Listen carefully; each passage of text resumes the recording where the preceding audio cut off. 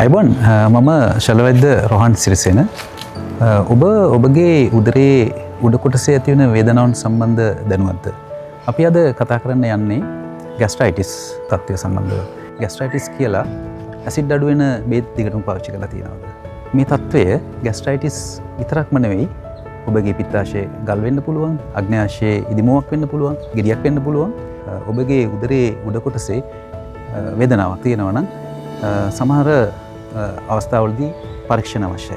විශේෂයෙන්ම ગેස්ට්‍රයිටිස් කියලා ඔබගේ ආමාශයේ තුවාල තියෙනවා කියලා දැනගන්න ඔබට එන්ඩෝස්කෝපි පරීක්ෂණයක් අවශ්‍යයි. ඒක ඊටාම කුඩා පරීක්ෂණයක්. එතනදී අපි සිදු කරන්නේ කුඩා කැමරාවක් ඔබගේ ආමාශය තුළට ඇතුල් කර ඔබගේ ආමාශයේ තියෙන තත්ත්වය පරීක්ෂා කිරීම.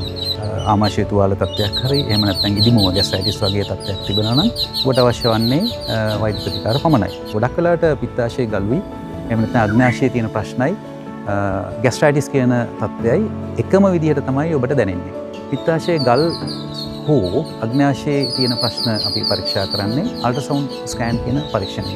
එතනදී අපි කරන්නේ ස්කෑන් පරීක්ෂණයක් කරලා පිත්තාශය පරීක්ෂා කරලා ඔබට අවශ්‍ය ප්‍රතිකාර ක්‍රමය තීරණය කිරීම. ગેස්ට්‍රයිටිස් කියලා ඔබට තත්ත්වයක් තිබෙනවා නම් ඒකට දිගින් දිගටම ඇසිඩ් අඩු කිරීමේ ප්‍රතිකාරය ගන්න නැතුව සුදුසුකම් සහිත වෛද්‍යවරයෙක් හමු වී අල්ට්‍රාසවුන්ඩ් පරීක්ෂණයක් හා එන්ඩෝස්කෝපි පරීක්ෂණයක් සිදු කර නියම ප්‍රතිකාරවලට යොමු වෙන්න.